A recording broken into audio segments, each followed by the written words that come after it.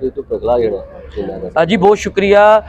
पंजाब भर की तरह जफ़रवाल पटवार हालमे में जो है पटवारी हजरात की जानब से जो है कलम छोर हड़ताल का सिलसिला जारी है।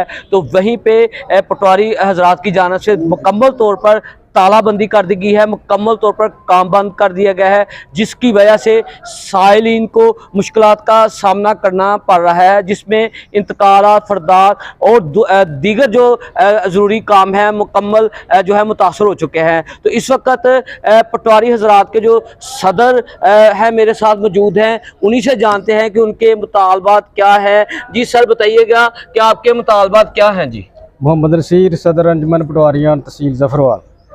ਅਸੀਂ ਗੌਰਮੈਂਟ ਨੂੰ 2015 ਦੇ ਵਿੱਚ ਇੱਕ ਸਮਰੀ ਦਿੱਤੀ ਸੀ ਜਿਹਦੇ ਸਾਡੇ ਮੁਤਾਲਬਾਤ ਸਨ ਕੋ ਅਪਗ੍ਰੇਡੇਸ਼ਨ ਦੇ ਸਨ ਔਰ ਮੋਟਰਸਾਈਕਲ ਦੇ ਉਹਨਾਂ ਦੇ ਫਿਊਲ ਵਾਸਤੇ 40 ਲੀਟਰ ਫਿਊਲ ਵਾਸਤੇ ਹੀ ਉਹਨਾਂ ਨੂੰ ਮੁਤਾਲਬਾਤ ਪੇਸ਼ ਕੀਤੇ ਹਨ। ਉਹ ਸਾਡੇ ਪਟਵਾਰੀ ਰੈਗੂਲਰ ਹੋਣ ਵਾਲੇ ਸਨ ਬੰਦੋਬਸਤੀ ਉਹਨਾਂ ਦੇ ਮੁਤਲਕ।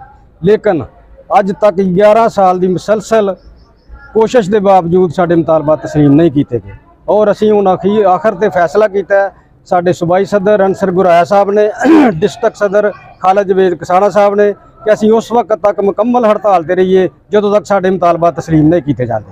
सानू असी मुज़ाकरात दे हक च कि साढ़े नाल मुज़ाकरात किए जाए लेकिन बेनतीजा मुज़ाकरात ना किए जान। जदों तक साढ़े अमली शक्ल इनू ना दी जाए असी मुकम्मल तौर पर हड़ताल ते रहांगे।